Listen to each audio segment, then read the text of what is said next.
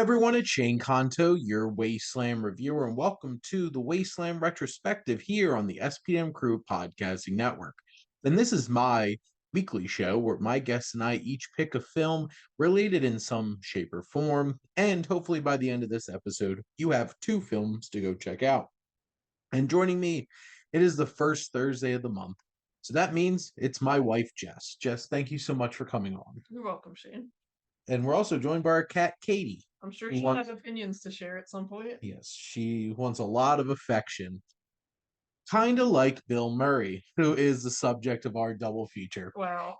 Yep, you're welcome for that segue. That was a good one. And we are starting first with 2003's Lost in Translation from director Sofia Coppola, who also wrote this film, starring Bill Murray as an actor in Tokyo who's doing some commercials. But, he's lonely.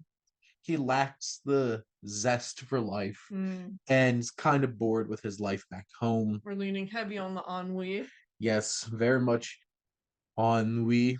And he develops this connection with Scarlett Johansson's character, Charlotte, who is a wife left to her own devices by her photographer husband, played by Giovanni Ribisi, who may or may not be boinking on a Ferris. We never really get a clear distinction of that. Really, in my head canon, I totally think he is. He's really batting out of his league on both ends there. This is renowned Friends star Giovanni Ribisi, so you never know, Jess. He's a putz in that show, too. But, Jess, what are your general thoughts on two lonely souls coming together in Lost in Translation? Boy, could I see this being from the same decade that Garden State was from? Sure was. That's it. That's all my thoughts. No, that's not true. It's fine. I mean, I don't know that. I think if I had seen it 10, 15 years ago when I was kind of angsty and more like Scarlett Johansson, although not married.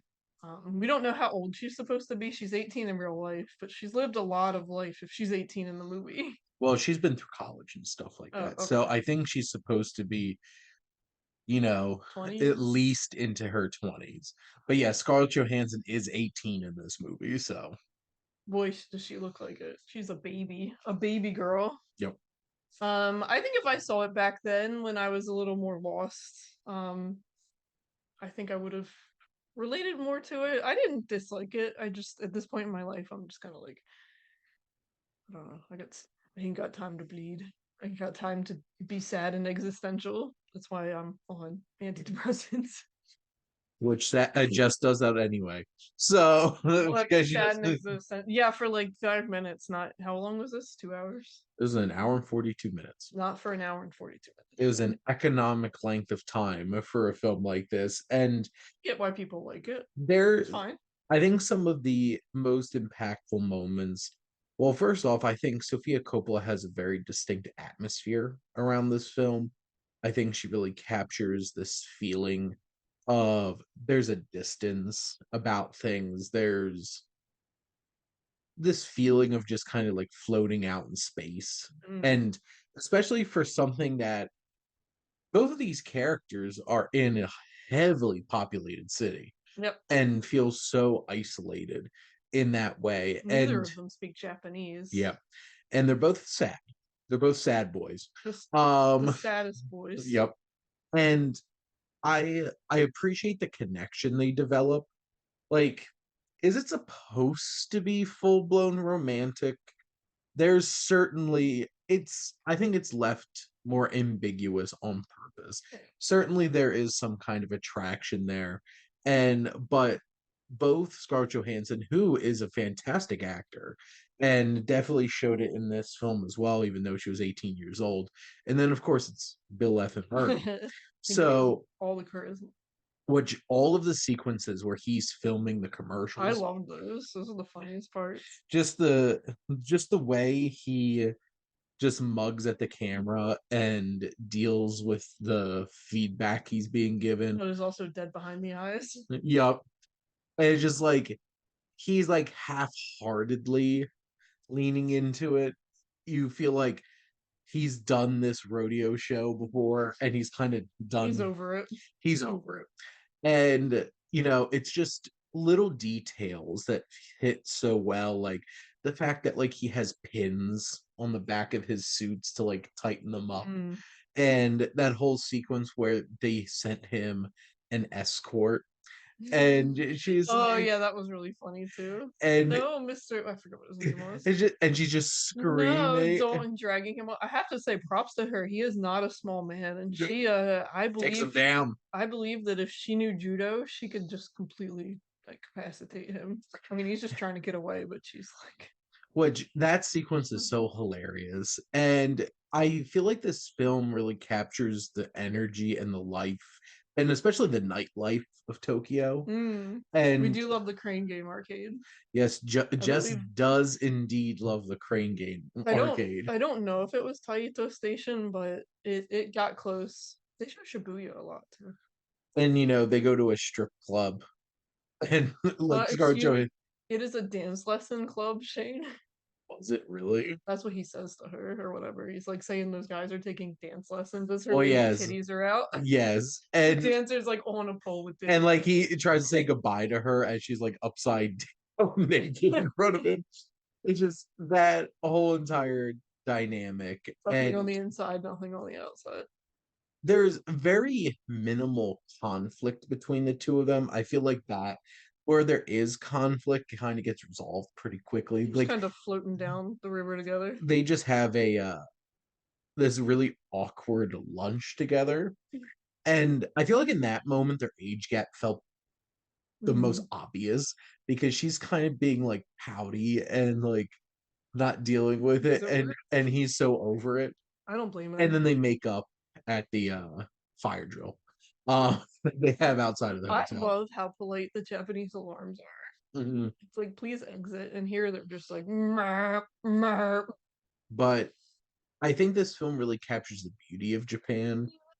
I think Anna Faris sticks out like a sore thumb, but I think She's supposed to, like I I think. feel like yeah, I think and they contrast with everything else. Everything's so elegant, and they're like, oh, frat everything bro. is so somber too. Like everything's very like this level feeling, and she's just like, ah, just bringing this whole other energy level. The karaoke sequence is pretty iconic at this point, and it all leads up to this very specific ending that closed captioning ruins. Oh, Because like I don't think you're supposed to know what he says to her. And you all you know is the way that it makes her feel. And I think that's important. But no, we had closed well, captioning it's on like and the you end of could see. the when Michael. I mean, what I consider the end of The Office. When Michael Scott leaves and he's at the airport, you don't know what they say to each other. It's part of the beauty. Yeah. We love ambiguity in this household. But this film, I think, has a lot of vibes. It has a lot. It's definitely a film that you're not looking for like It's structured not a pick me narrative. up. There's no driving force forward. It's just two people It's a little slice of life very lost in their lives. in translation, one might say. Well, that's the tricky thing too, as you pointed out, neither of them speak Japanese, so that part is challenging Well, to process as well. she's the only one that really tries to like absorb the Japanese culture because she goes off by herself and like hangs out at a shrine Yeah, and and I thought that was a really nice moment, and then she tries to talk about it, and he's over it. Yeah, and like I don't think her husband's really no, interested in anything she's doing on this trip. he strikes me as just dumb. Like that's his one character trait is dumb. Well, his wife's gonna get stolen by Bill Murray, and then he is gonna f around and find out. That he can So, find out Anna Faris doesn't want to actually marry him, and then he can wind up with nobody. or That's the sequel. 40-year-old teacher from whatever There you plot go. point in Prince. Oh my. Well, our other film we are going to talk about today is 1993's Groundhog Day. Ah, sorry. And this is from director Harold Ramis, starring Bill Murray, Andy McDowell, Chris Elliott, My Strong Hands, and Roland Shit. I was gonna say Um, producer of Schitt's Creek. yep. And Stephen Tobolewsky, Brian Doyle Murray. a lot of familiar faces for Who's sure. Ned? Stephen Oh, Tobolewsky. okay. And this film is about a narcissistic, self-centered weatherman finds himself in a time loop on Groundhog Day. And this is like the time loop movie for sure. And It's a contained loop too. you have Sonny and Cher. Oh yeah, I Babe, can't hear that song without I got you, I babe. got you, babe. You kind of hate that song by the end. I kind of hated that song by the end, to be honest You with certainly did when he that one part where he just you. I know. smashes the radio. I do love the streaks in this, where you get like the wanting to die streak, the existential streak, and then the destroying the clock streak. Yeah, so you do get there's a couple of somber ones. Like obviously it's played for some kind of laugh, but like where he's suicidal. So Which it dark. starts with him, right, stealing the So, groundhog oh yeah. and then driving a truck off the quarry Yep. and just Yep. I love that part. It's because he thinks killing the groundhog kills the loop, right? But it doesn't. no, That groundhog's a great actor. and then the toaster in the That bathtub, is so dark. the jumping off the clock tower, getting hit by a car, The toast one's the darkest for me because he just walks into breakfast and that poor lady is trying to be nice to him. He just drives a whole toast toaster. and takes it and the lights go off. 10 out of 10. You have that, and then you have the seducing women one, which is pretty messed up. Yeah. And that's really hitting on some of his worst characteristics. Mhm. And I feel like the only reason we're still in on this movie is because it's Bill Murray. Yeah. And we It's can despicable. I mean, in the beginning, you're right. yeah. Narcissistic, I feel like, captures it the best, and nobody really. I mean, like, she kind of. I can't remember her name. Rita. Rita kind of likes him, but she likes everybody, so like he's not special in that way. She at least laughs at him, but nobody really likes him. Mhm. He's smarmy. It's it's one of those kinds of things where it's like Bill Murray's like one of the few actors that can make this work because he is such an He's asshole. such a dick. But like Bill Murray is a dick, but we love him because he's so charmingly dickish. God, that part with the second where he gets impatient when he's trying to date Rita and he like has to do it over. And he gets like He super rushes manic. everything. Oh my god, it's so scary. And she's Yeah. the only one that like well not the only one, but I feel like a lot of people in the town put up with a lot. Like the lady at the bed and Mhm. breakfast. Yes. He is just a dickhead to her Yep. and she just kind of puts up with it. But Rita doesn't. She leaves. She Mhm. smacks him and she leaves. Good for you, Rita. That What an that icon. slapping montage is pretty great. The slapping. Well, and it's such a great moment where she realizes he's remembering things Mm-hmm. and like doing this whole entire thing to take advantage of her. Mm-hmm. And it just It's freaky. I mean, that would be freaky for anyone. it's one of those kinds of things where she sees through this veil. Oh yeah, she's nice, but she's not dumb. And I think that's one of the things that really reinforces her character. And it's even more better payoff when they finally do like connect, which Mm-hmm. on some level it's just like it does take him completely changing as a human Oh being. yeah, someone did the math. I think they said he was stuck there for I don't remember how many years, It's but like 10,000 years. yeah, every skill that he masters, they gave like 10 years to master it. Yeah, it's wild. I also love the piano lesson lady where, you see him getting better at piano at the end. He's like an absolutely accomplished pianist and she's like, "That's My like student. there's nothing weird about this guy showing up to your house and saying, "Can I have a piano lesson?" And he's just completely great artist. Yes, and then his ice sculpting and stuff like Yep. that. And French poetry, that 18th century. that final day does really hit well Oh yeah. in terms of like his real life brother who he saves Mm-hmm. from choking and stuff like that, and the flat tire, Mm-hmm. I and love that with the old ladies in the car. They're just like, "Oh, Ethel, what did you hit something?" And all of a sudden, yeah, and then you have Michael Shannon, a young Michael Shannon, a baby boy. baby Michael Shannon getting WrestleMania tickets, which specifically would probably be WrestleMania 10 live from Madison Square Garden because I know. So but it's such a The kid falling out of the tree. kid falling out I of the forget tree. that. He tells him he's like every day with, and also Ned.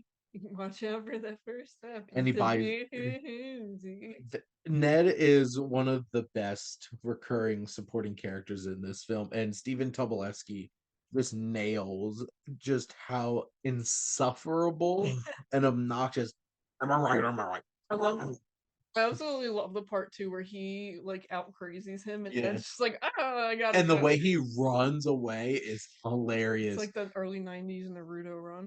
It's all the specific little details of that character that makes it so memorable and fun. And this movie in general, I mean, it really is like, I get where Bill Murray's, I've been both Bill Murray's, not to complain on my own, not got to my own home, but like I've been various versions of Bill Murray in this. Because I get it. I grew up until I was 12. I lived in a tiny town, maybe had one stoplight. And like I get the small town bullshit that they highlight in this movie. And I get why he hates it, but you know, it's nice. I know Dr. Schluler loved to say that for who directed Harold Ramis. Harold Ramis got a lot of fan letters when this came out saying this is the closest thing to my religion I've ever seen. So it's so interesting, and like Harold Ramis has a little cameo as the doctor, and he goes to the psychiatrist and just starts punching the pillow on his face. Isn't he like a therapist in training? He's like, I'm not trained for that. How about we make an follow-up appointment for tomorrow? And that's the point where he starts tomorrow. He starts punching his face. Chris Elliott, fun character actor, comedian, and like Larry is both unlikable and so like overhated by Phil specifically. Yeah, he doesn't deserve all the hate. I mean, maybe a little, maybe lightly bully him, but don't completely bully him.